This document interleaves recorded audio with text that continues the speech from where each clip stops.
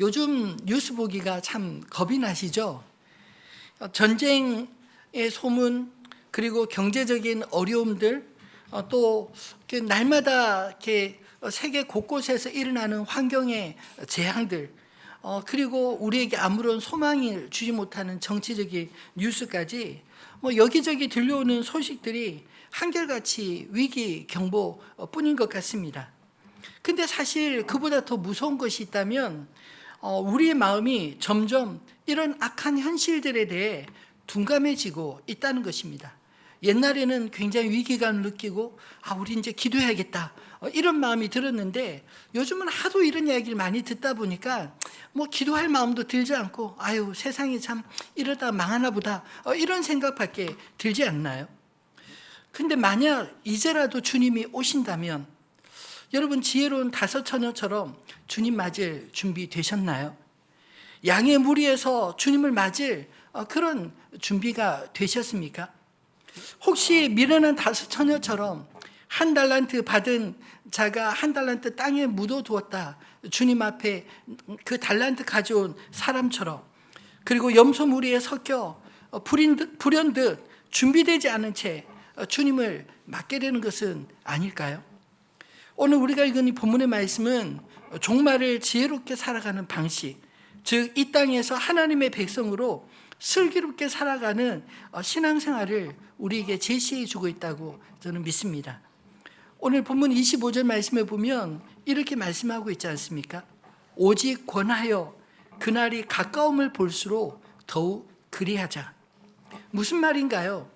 여기서 말하는 그날은 곧 주님이 다시 오실 그날이 가까워짐을 볼수록 더욱 힘써야 될 것이 있다는 것입니다. 무엇을 힘써야 할까요? 오늘 우리가 읽은 이 말씀을 통해서 이 땅에서 하나님 나라를 살아가는 슬기로운 신앙생활 어떻게 해야 할지 오늘 본문을 통해 우리의 마음속에 간절히 새겨지기를 소망합니다. 우리가 그날이 가까움을 볼수록 슬기롭게 신앙생활을 해야 될 이유는 우리가 살아가는 현실이 예전에 비해 더욱 사탄의 공격이 치밀하고 집요해지고 있기 때문입니다. 그러나 우리의 삶의 신앙의 원리는 사실 예나 지금이나 다르지 않습니다. 오히려 예전에는 더욱 힘썼던 것을 우리가 점점 무뎌지고 약해지기 때문에 오늘도 이 말씀을 우리가 붙들고 살아야 되는 것이 아닐까요? 저는 오늘 우리 모두가 건강한 종말의식을 갖고 살게 되기를 소망합니다. 제가 건강한 종말의식이라 이렇게 말씀드리는 이유는 건강하지 못한 그런 종말관이 세상에 판을 치고 있기 때문입니다. 건강하지 않은 종말론은 두려움에서 그 배경을 찾을 수 있지 않나요? 주님을 맞이하는 것이 믿는 사람이라면 당연히 기뻐야 되지 않습니까? 오늘 이 시간이라도 주님 오시면 마라나타, 아멘 주 예수여 어서 오시옵소서, 우리 안에 그런 소망이 있어야 됩니다. 그런데 주님을 맞는 것이 두려운 사람들은 어떤 사람일까요? 평상시에 믿음으로 살지 않는 사람입니다. 그런 사람들은 주님이 오신다는 것이 두려울 수밖에 없습니다. 왜냐하면 준비되지 않았기 때문이죠. 그래서 일상의 구원이 아닌 그저 한 방의 구원을 추구하는 사람들 많지 않나요? 건강하지 못한 이 불량한 종말론자들은 이런 한 방의 구원을 추구하는 사람들을 부추겨서 오늘 우리가 살아야 될 현실을 망가뜨리고 만다는 것입니다. 당장 주님이 오시는데 학생들이 지금 공부할 이유가 뭐가 있습니까? 공부가 아니라 기도하고 말씀 보고 그래야 되지 않나요? 직장생활 뭘 하러 열심히 하겠습니까? 그냥 직장 다 때려치고 산에 올라가서 기도하면 되죠. 그냥 모든 것을 정리해서 주님 맞을 준비로 재산 다 정리해서 산에 올라가 기도하면 된다. 이런 것이 건강하지 못한 종말론의 대표적인 모습들입니다. 실제로 우리나라의 그 다미 선교회라는 그 선교회가 사람들을 그렇게 미혹해서 한때 벌써 지금 20년? 30년이 지났나요? 30년 가까운 전에 그런 일들을 한번 휩쓸고 지나가지 않았습니까? 이런 그 종말론 때문에 역사적으로 보면 삶을 포기했던 사람들이 무수히 많았습니다. 그래서 예수님은 제자들에게 종말에 대한 징조는 말씀해 주셨지만 종말의 때에 대해서 어느 때 오겠다라고 그날과 그 시는 결코 알려주지 않으셨습니다. 왜냐하면 도적과 같이 올 때 우리가 어떻게 살아가든지 그 현실 속에서 주님을 맞아야 하기 때문입니다. 그런 의미에서 저는 건강한 종말의식은 우리의 삶을 결코 포기하지 않고 마치 오늘이 마지막인 것처럼 후회 없이 사는 삶, 이것이 건강한 종말론이 아닐까요?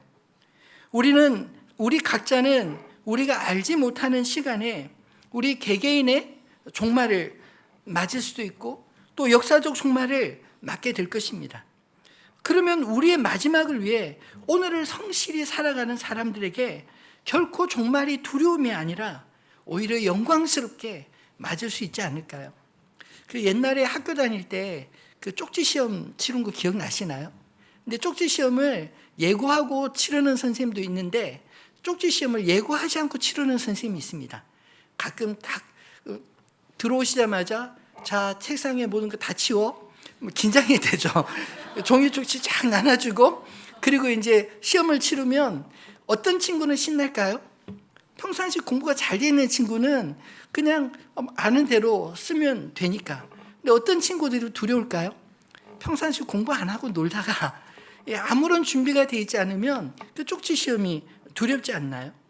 여러분, 우리가 평상시 정말 하나님과 친밀한 교제가 이루어지고 또 우리가 주님을 나라를 와 의를 구하며 살아가게 된다면 주님이 어느 때 오시든지 그게 무슨 상관이겠습니까?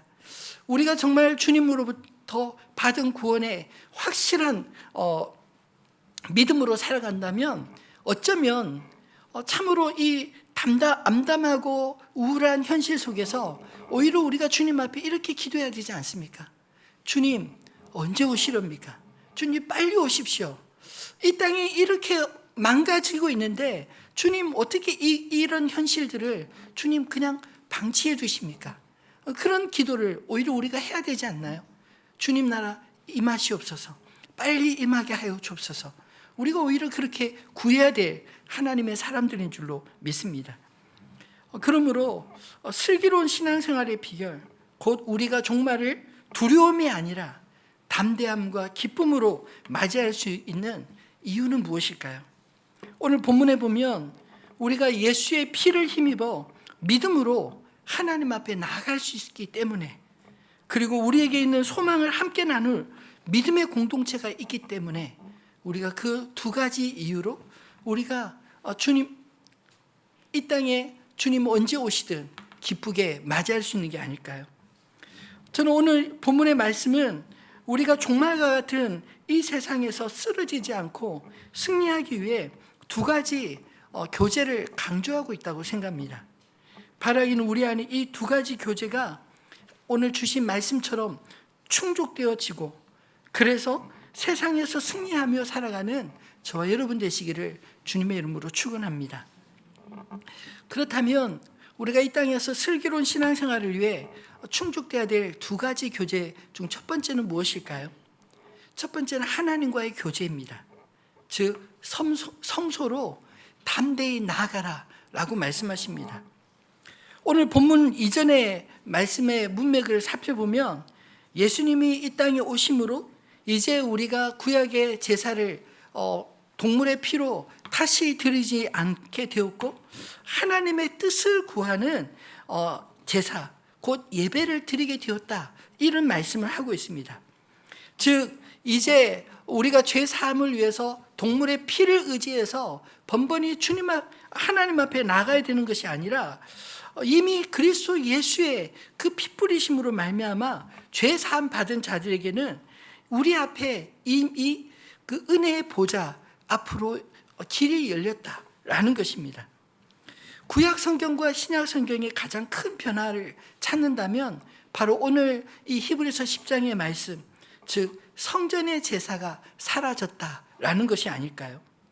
예전에는 짐승의 피로 제사를 드렸는데 이제는 짐승의 피로 드릴 필요가 없게 되었습니다. 왜냐하면 예수의 피로 단번에 제사 드림으로 동물의 피로 드리는 모형적인 제사는 사라지게 되었다는 것이죠. 그리고 예수님의 말씀하신 대로 두 번째 성전이 AD 70년에 무너지면서 구약의 제사 제도는 영원히 사라지게 되었습니다. 그렇다면 하나님과의 교제는 어떻게 이루어져야 할까요? 오늘 본문의 19절로 22절 말씀을 한번 같이 읽어볼까요?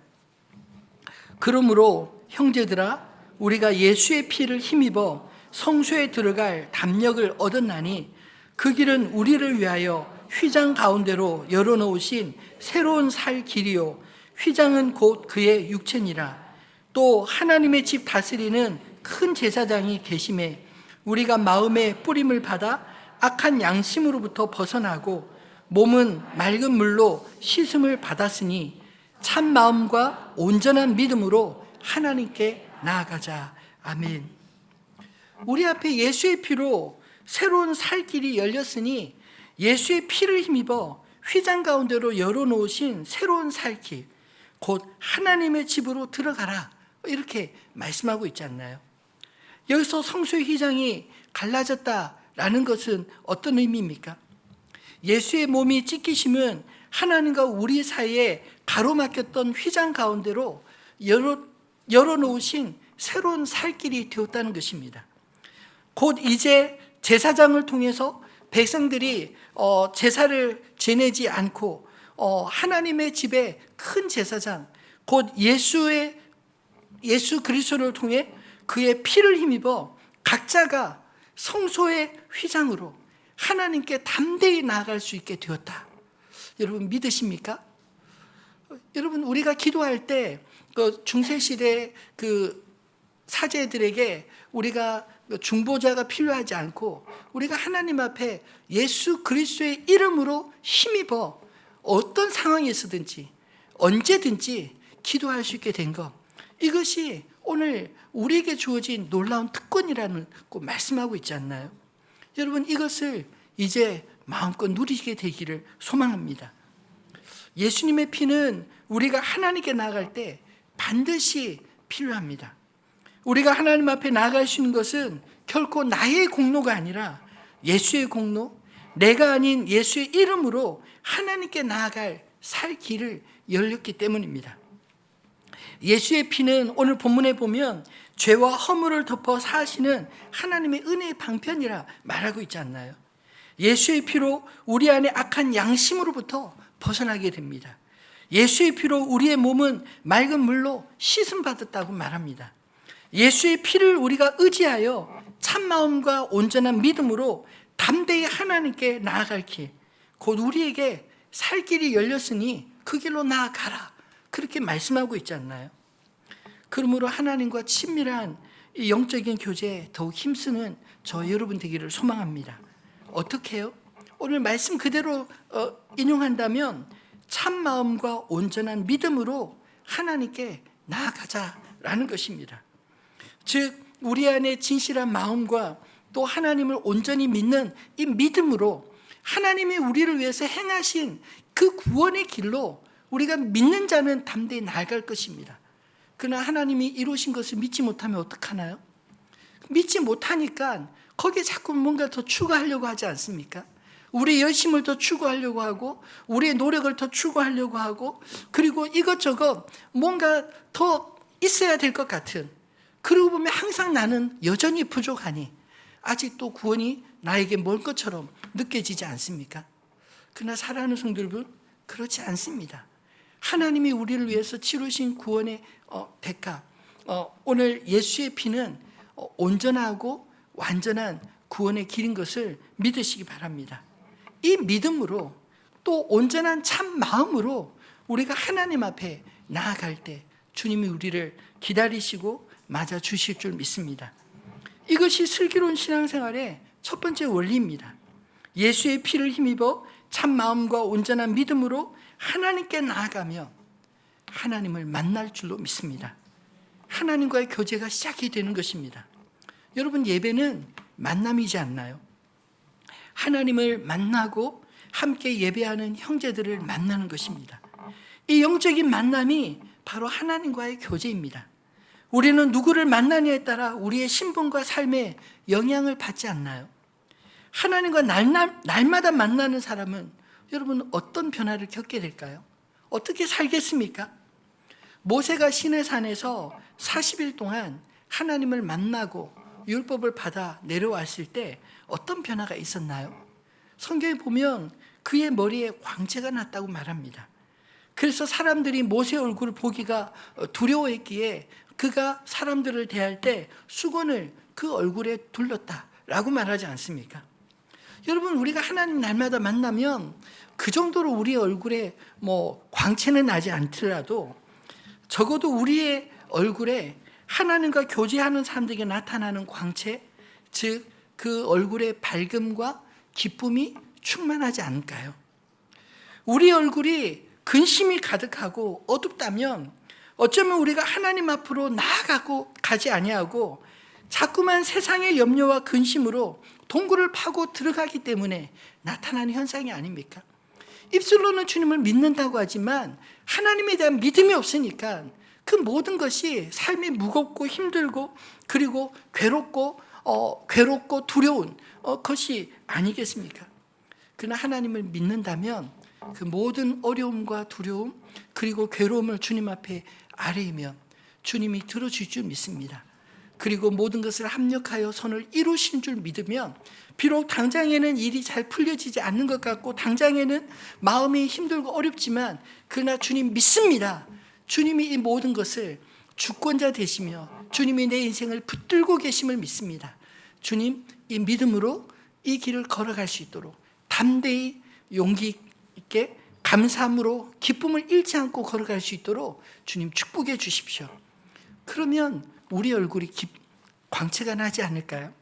예수 믿지 않는 사람들도 저 사람이 저렇게 힘들고 어려운데 어떻게 저렇게 마음이 편안할 수 있을까? 얼굴에 그 평안이 있을까?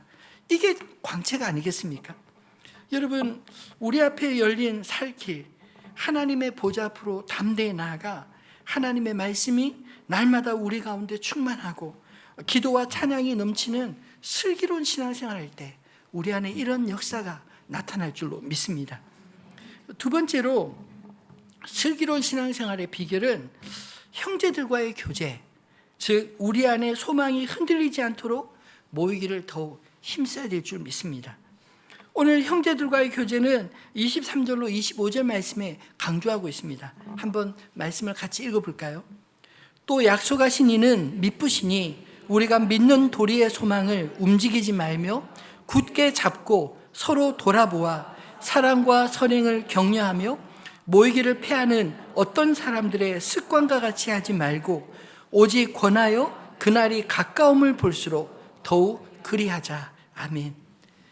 또 약속하신 이는 미쁘시니, 여러분, 하나님은 그 약속하신 것에 신실한 분이십니다. 미쁘다는 표현, 요즘 우리가 잘 쓰지 않는 표현이지만 이 미쁘다는 표현은 신실하다. 하나님은 그 약속하심을 반드시 이루시는 분이시다, 이런 뜻입니다. 우리의 소망의 원천이 어디에서 있나요? 신실하신 하나님, 그 약속을 반드시 지키시는 하나님께 있음을 믿으시기 바랍니다. 그러므로 우리가 믿는 도리의 소망을 움직이지 말고 굳게 붙잡아야 되지 않을까요? 방금 읽은 믿는 도리의 소망을 움직이지 말고 굳게 잡으라, 이 말씀은 가만히 역으로 생각해 보면 우리의 믿음의 도리의 소망도 얼마든지 움직여질 수 있기 때문에 움직이지 말고 굳게 잡으라, 이렇게 권면하는 게 아닐까요? 무슨 말인가요? 여러분, 우리가 믿음을 굳게 지키고 싶어도 우리 주변의 환경들이 우리의 믿음을 끊임없이 흔들지 않습니까? 이상한 일들이 끊임없이 우리 가운데 일어나면 이게 뭐야? 내가 이렇게 예수님 믿는데 왜 이런 일이 일어나지? 이런 생각이 들지 않나요? 그러면서 자꾸 믿음에 대해서 회의를 갖게 만들고 하나님의 신실하신 약속을 의심하게 만들지 않습니까? 네, 여러분 기억하십시오. 성경 우리에게 왜 주셨나요? 성경에 보면 하나님이 약속하신 것을 얼마나 신실하게 이루시는지 그것들을 우리에게 끊임없이 보여주지 않나요? 믿음의 사람들의 삶 가운데서도 어렵고 예상치 못한 힘든 일들은 늘 있어 왔습니다. 그러나 그 가운데서 오히려 하나님의 역사심이 더 강하게 그들을 붙들고 그들 가운데 하나님의 살아계심이 드러나지 않나요? 여러분, 우리의 믿음의 도리의 소망이 흔들리지 않도록 굳건히 붙잡으시기를 소망합니다. 그러면 어떻게 해야 할까요? 같은 믿음의 소망을 가진 사람들끼리 모이기를 더욱 힘써야 하는 것입니다. 같은 소망을 가진 자들과 모이는 것이 왜 중요하나요? 우리가 누구와 어울리는가에 따라 우리는 어쩔 수 없이 영향을 주고받는 존재이기 때문입니다. 어딘가에서는 우리가 힘을 얻어야 하고 또 어딘가에서는 우리가 그 힘을 써야 되지 않습니까? 우리가 세상에서 승리하기 위해서는 우리 안에 먼저 하나님의 소망으로 충만해야 되지 않나요? 우리 안에 소망이 충만하지 못하면 세상에 나가서 계속 에너지를 뺏겨서 결국은 낙담하고 좌절하고 넘어질 수밖에 없는 것입니다. 우리가 일주일에 한 번이라도 우리가 주님 앞에 모여서 예배하고 또 이렇게 수요일날 주중에 예배하고 또 목장 모임으로 예배하고 이렇게 모여야 되는 이유는 우리가 그곳에서 힘을 얻어야 되는 존재이기 때문입니다. 그 힘을 얻을 때 세상에 나아가 그 힘을 쓸 수 있지 않나요? 그러면 함께 모여서 무엇을 해야 합니까? 서로 돌아보아 사랑과 선행을 격려하라 하십니다. 서로 돌아본다라는 말은 우리가 모일 때 서로의 삶을 함께 나누며 우리 안에 소망을 따라 사랑하고 또 선을 행하는 것에 서로가 격려를 받고 격려해 주어야 한다라는 뜻이죠. 여러분, 모이는 게 쉬울까요? 흩어지는 게 쉽겠습니까? 사실 요즘 같은 현실에는 정말 모이는 것이 쉽지 않습니다. 각자가 쓸데없이 너무나 바쁘지 않나요? 개인적인 삶의 질을 우선시하는 세상이다 보니 점점 공동체의 필요성은 마치 우리를 피곤하게 만드는 것처럼 생각하는 경향이 짙지 않습니까? 그래서 요즘 같은 시기에 저는 오늘 본문 25절의 말씀이 더욱 마음에 와닿습니다. 모이기를 패하는 어떤 사람들의 습관과 같이 하지 말고 오직 권하여 그날이 가까움을 볼수록 더욱 그리하라. 그날이 가까워지면 가까워질수록 세상에 어떤 현상이 일어난다고 말씀합니까? 모이기를 패하는 그런 습관들이 점점점 퍼져갈 것이다. 점점점 개인화되고 점점점 혼자서 나는 잘할 수 있어 이렇게 믿는 자들이 많아지게 될 것이고, 그런데 내 안에 충족되지 않은 그 영성이 점점점 메말라 가다 보니 세상에서 계속해서 깨어지고 넘어지고 쓰러질 수밖에 없다, 이 이야기를 하는 게 아닌가요? 그러므로 모이기를 더욱 힘쓰시기를 주님의 이름으로 축원합니다. 종말에 대한 사도 바울의 경고를 말씀을 우리 디모데후서 3장 1절로 5절 말씀을 통해 한번 살펴볼까요? 디모데후서 3장 1절 5절 말씀입니다. 같이 읽어보겠습니다.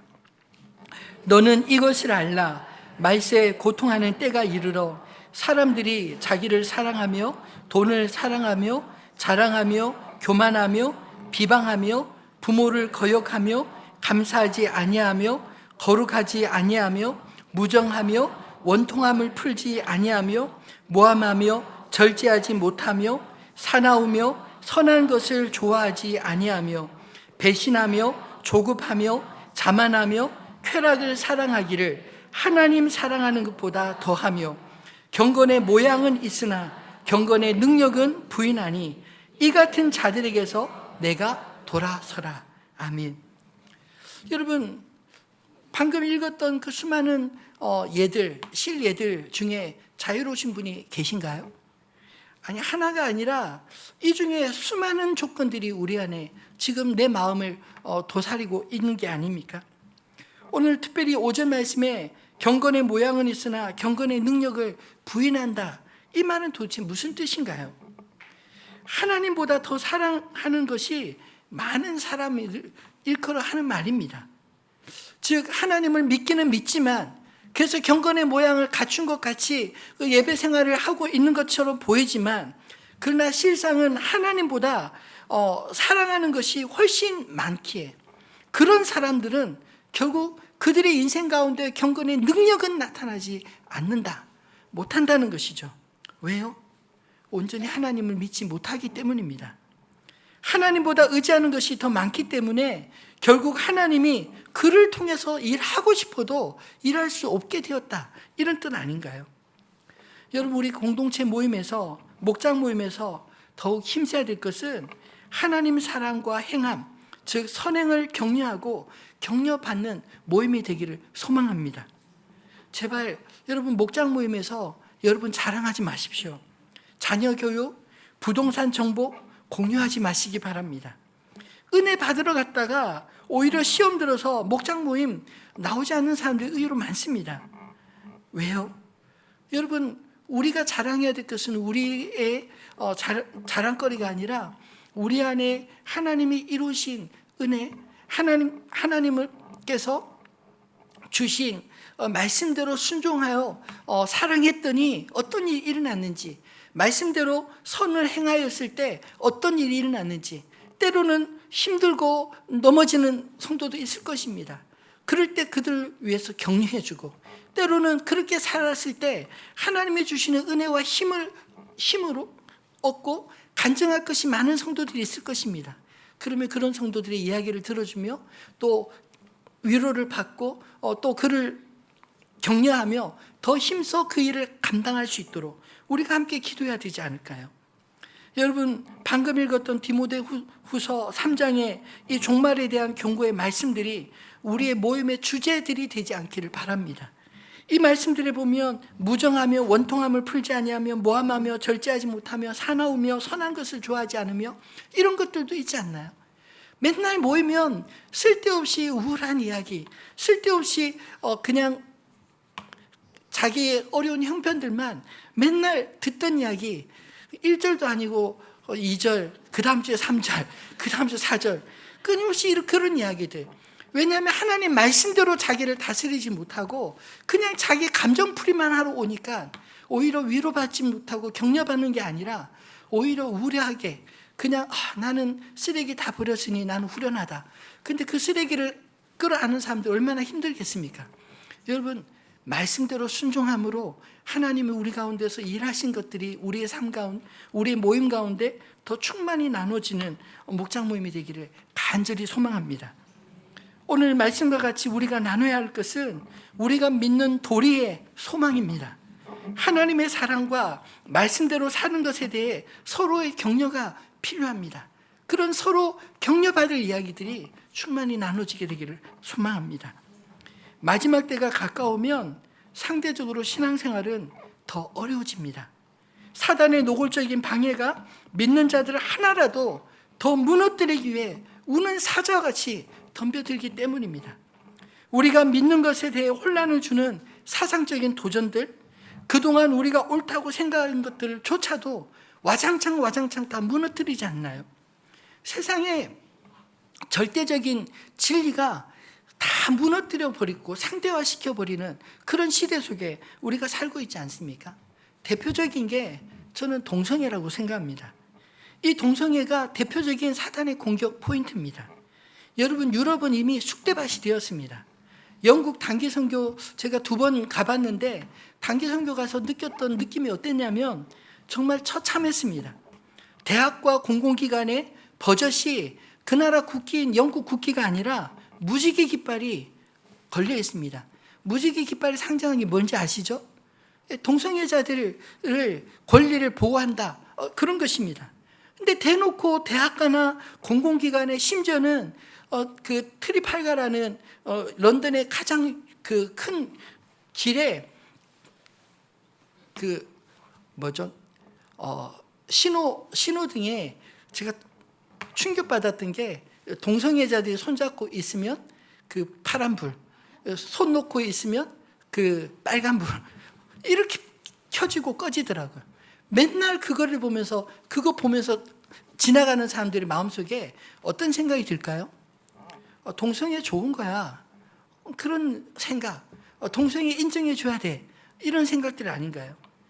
여러분, 그게 진리입니까? 하나님이 그렇게 인간을 창조하지 않았습니다. 하나님이 만드신 그 인간됨을 처절하게 무너뜨리고 가정의 근본을 무너뜨리는 이런 것들이 세상에 지금 유행처럼 번지고 있지 않나요? 여러분의 자녀들이 다니는 학교 안에 그런 이야기들이 공공연하게 찬성하는 이야기로 다뤄지는 거 알고 계시나요?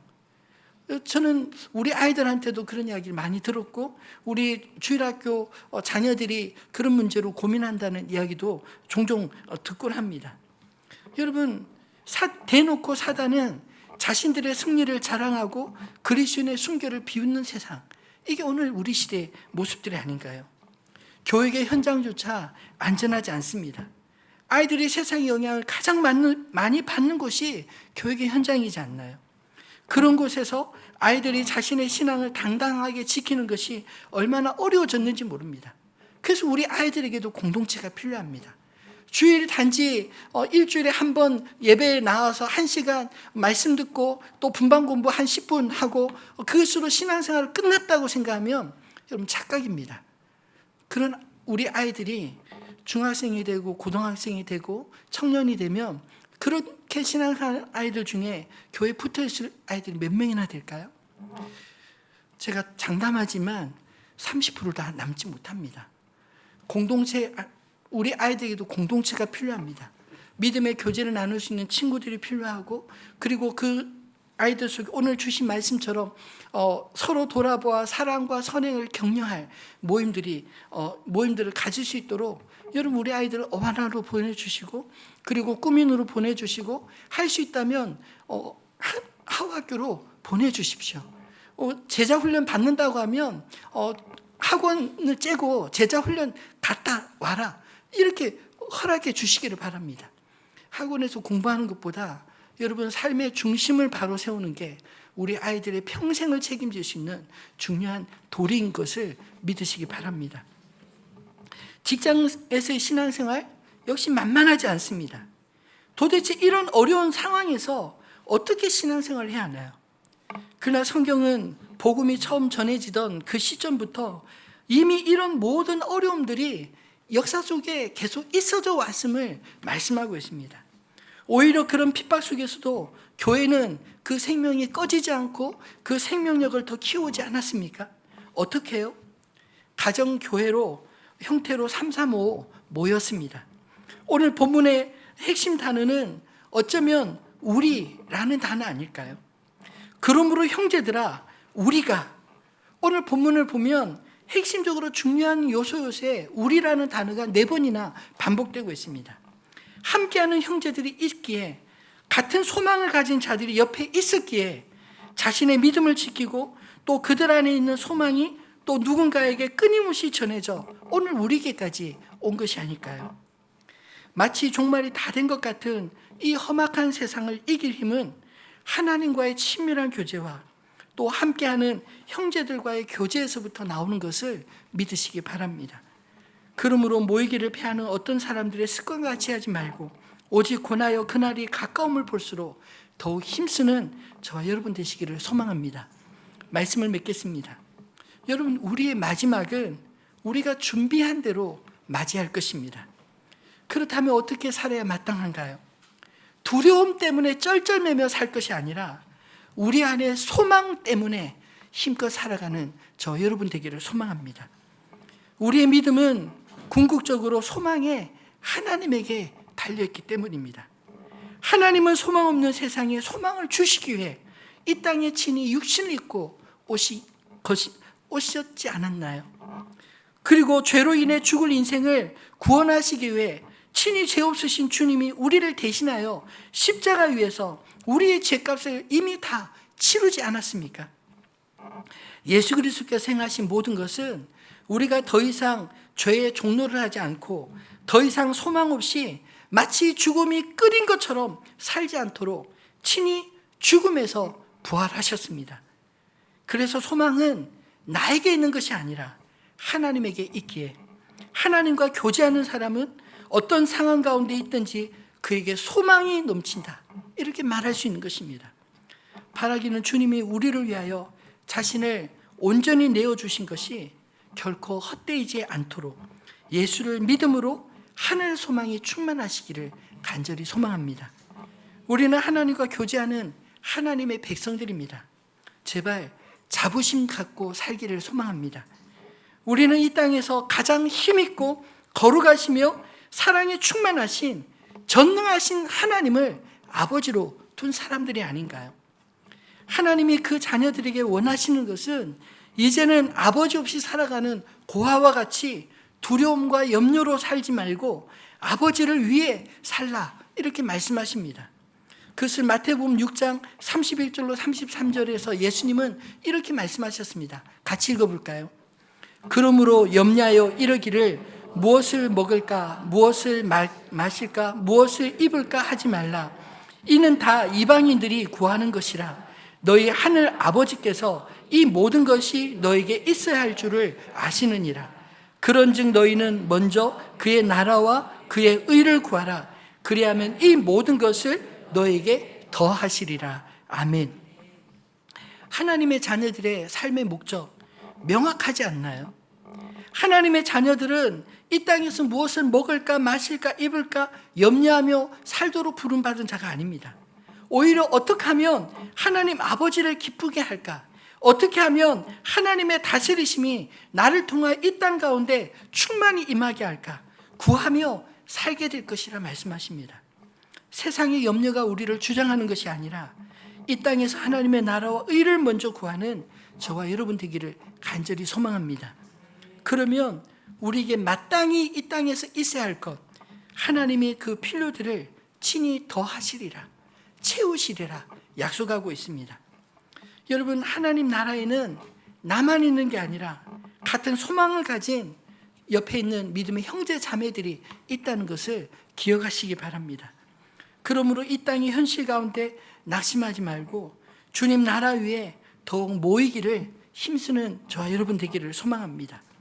줄도 한 가닥이면 쉽게 끊어지지만 삼겹줄은 끊어지기 어려운 것처럼 하나님의 백성들이 믿음으로 함께 모일 때 사단의 권세는 더 이상 힘을 쓰지 못하게 될 줄 믿습니다.